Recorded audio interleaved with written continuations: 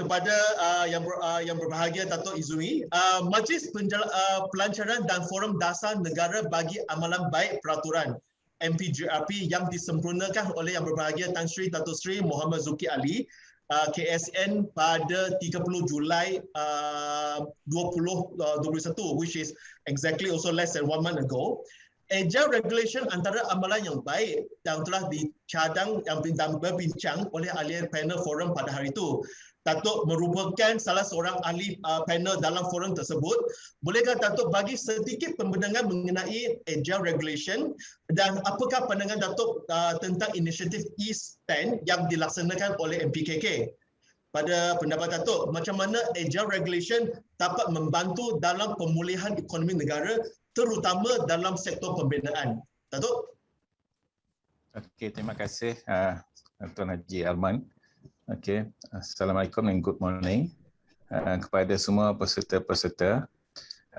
Mula-mula apa yang saya nak kongsikan kat sini, terminologi agile regulation ataupun peraturan tangkas. Apa yang sebelum saya bincangkan apa yang telah dibuat oleh Majlis Pemandaran Kulim, mungkin saya beri sedikit background apakah itu sebenarnya agile regulation.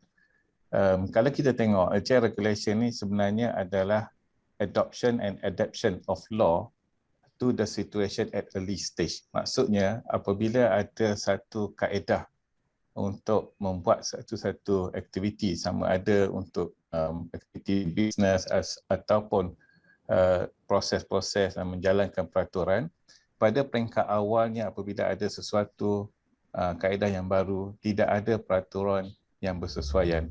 Jadi kita perlu membuat peraturan untuk menyesuaikan dengan keadaan tersebut. So apa yang pendapat pada OECD, OECD mengatakan regulating agile regulation as regulating in a way not to hinder innovation in order to make way for the disruptors to introduce and develop a new opportunity in ways of doing things, including businesses and regulatory agency. So sebab kalau kita tengok sekarang ni, even dalam keadaan sekarang ni, dalam keadaan pandemik, kita sepatutnya mula membuat peraturan-peraturan untuk disesuaikan dengan keadaan pandemik sekarang ni. Sebagai contoh, saya ada baca dalam pertanyaan juga tadi, ada yang cadangkan kalau ikut peraturan semasa, kebenaran merancang dia valid untuk 1 tahun. Mungkin dalam keadaan sekarang ni kita boleh pindah untuk dilanjutkan kepada 3 tahun ataupun lebih daripada 1 tahun. Tapi apabila kita buat cadangan sedemikian, sudah pasti ada yang kata tak boleh sebab dalam akta kata 1 tahun contohnya. Tapi di sinilah perlunya ada agile regulation yang mana kita perlu pindah peraturan-peraturan itu untuk disesuaikan dengan keadaan semasa.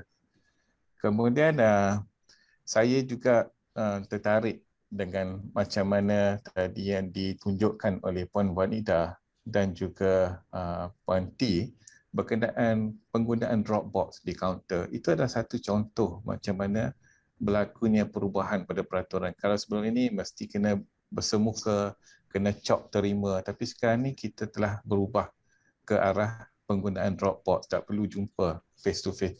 Ini adalah satu contoh agile regulation yang boleh dibuat bukan sahaja dari segi peraturan tapi juga perubahan dari segi proses. So berbalik pada proses E10. E10 ni saya sebenarnya ingin memuji terutamanya inisiatif daripada yang di-Pertua Majlis Pemandaran Kulim itu sendiri, Dr. Haji Nazban Mustafa, yang mana dia telah berjaya bekerjasama dengan agensi-agensi luaran, dengan pemaju, pengusaha projek, dengan sudah semestinya dengan jabatan-jabatan dalaman. Yang mana projek Aspen Glove itu berjaya dimulakan daripada mula-mula mengemukakan permohonan sehingga boleh beroperasi dan mengeksport keluar sarung tangan getah itu dalam masa 10 bulan. Daripada perbincangan sebelum ini, saya difahamkan ada beberapa perubahan dari segi prosedur. Mereka tidak membuat perubahan kepada akta ataupun undang-undang, tapi perubahan dari segi prosedur telah dilakukan secara positif. Sebagai contohnya, dibenarkan proses untuk memulakan kerja tanah walaupun kelulusan tanah itu belum dapat. Tapi sebenarnya dengan kuasa yang ada pada YDP boleh memberi kebenaran. Tapi sudah pasti ada syarat-syarat dia. Contohnya, apabila premium tanah sudah dibayar, bayaran sudah dijelaskan, walaupun pejabat tanah belum lagi memberi kelulusan, tapi beliau telah membenarkan untuk memulakan kerja-kerja tanah. Dan seterusnya kerja-kerja piling dan sebagainya.